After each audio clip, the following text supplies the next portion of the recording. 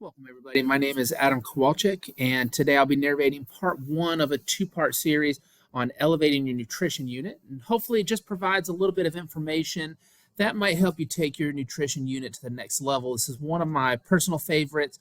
I really enjoy teaching this topic. It's just a lot of fun to me, and the kids really get a lot out of it. It's a longer unit, so hopefully this gives you some information that you can apply in your classroom and that you find is beneficial. What do we want to get out of the video? The first main thing is incorporation techniques. We're going to look a lot at skill-based learning, and obviously there's information we want to put out there, but the end result is the kids can do it. They can live that skill however it is, and obviously in today's video we're going to be talking about nutrition, but it's really anything. They need to be able to do it. They need to be healthier, and nutrition is one thing. I tell them, we don't do this every now and then. We don't even do it daily. We do it several times every day. We're always consuming, hydrating, eating a meal, a snack, whatever it is. And then we'll tie this in with physical activity and body image and things like that. We're going to look at a couple of resources just to pull some good information that you might find helpful.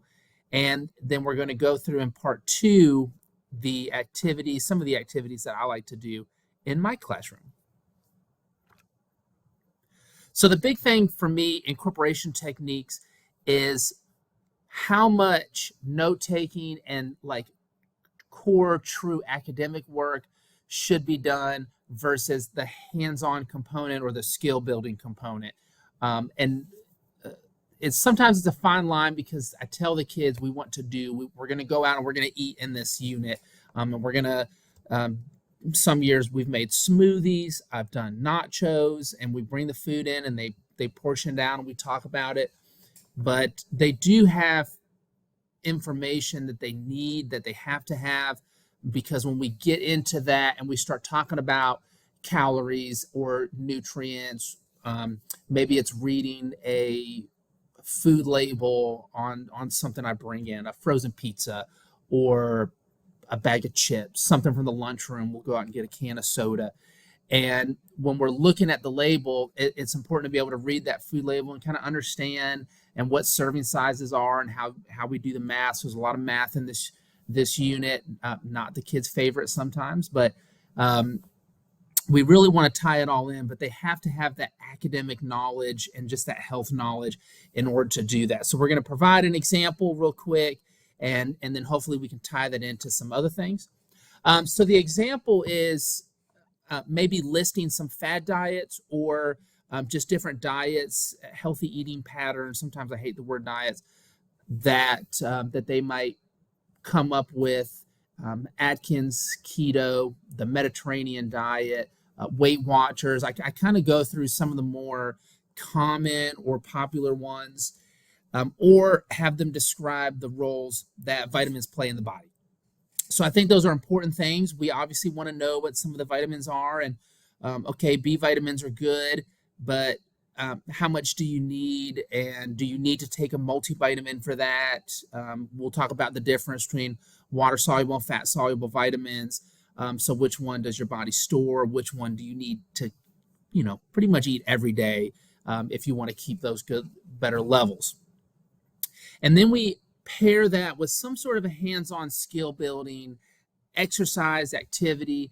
So for the diets or the healthy eating patterns, I'll sometimes give a choice board. One of the choice boards is creating a PSA on potential dangers of fad diets. So if we see a diet that they've researched and they say, okay, well, pretty much you don't really eat carbohydrates. Carbs are bad.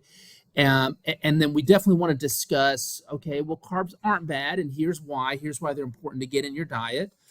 Sometimes we might want to reduce the amount of carbohydrates that we are consuming every day, and there's different reasons for that. And again, that's a whole different lesson. But we don't want to be on a diet where they just eat no carbs all the time. Is that long-term? Is that sustainable? Is it healthy for you? What would be maybe some of the side effects? So they can create a brochure, they can make a video, a poster board, a pamphlet. It's really anything that they want. and they can go through and research, okay, well, why might this not be the healthiest option? Or they can do the same thing, choose one of those PSAs, one of those options, and talk about the positive impacts that healthy eating can have. So if you're eating a particular way, we'll say the Mediterranean diet. Okay, well, what is the Mediterranean diet? Okay, well, it's a diet pretty much similar to people found in this part of the world, and it would include these foods. And we can talk about, okay, well, that's good because seafood is really good for you. And what does seafood have that might help your heart health, for example? And so we'll have them research that, and they'll kind of list it out. And we want to keep it short and simple. Sometimes when people read too much, it's just overwhelming, and kids aren't going to sit in the lunchroom and read that. But if it's 5 reasons why this is good for you, or 5 reasons why you should do this, it's good for your heart health, it makes you feel better, it promotes healthy weight, it incorporates healthy fats into the diet, etc. You get all your vitamins and minerals. So those are just an easy way that there is information, but then there's also some sort of a hands-on or skill building component. And what I try to do with all of my lessons, and definitely nutrition is an easy one, is you're going to get a little bit of information, and now you're going to practice a skill that's going to make you healthier. So again, I tell them all the time, we eat every day, several times a day, or should be at least. So we want to make sure that we're putting good foods in our body, that we're watching our serving sizes, not overdoing it. The other one is to create poster boards on why getting enough vitamins and minerals is important. And you can really kind of get into what are the recommended servings, how much fruit should you have a day, what's the recommended amount of servings for vegetables, does that change based on your age or gender, how does that affect your calories, and you can really dive into a lot of it, and you can keep it very specific to just vitamins or minerals or both.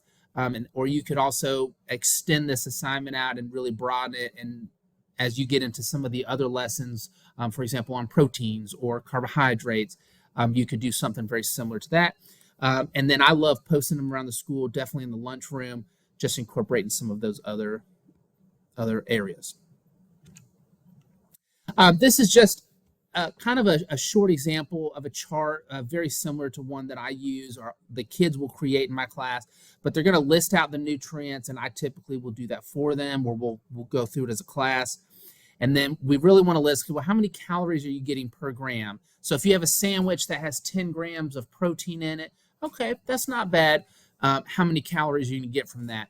And this chart is what I tell them you're going to go through and you're going to look at this and reference. So I do put a couple columns. Do you call it something else? Are there other names that you need to be familiar with?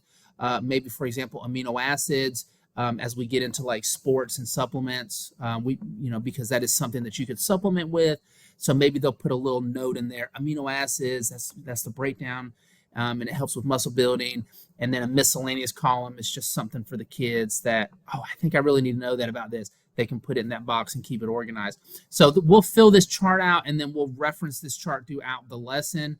So this hopefully just shows a very simple way that they get important information without tons of note-taking. It doesn't take a lot of time, but it gives you the important information that hopefully the kids retain. Because I said, if you can just remember what's in this chart, you'll be able to choose a lot of healthy foods based on numbers. And then the second part of that is the quality over the food instead of just looking at the numbers. How many calories is it?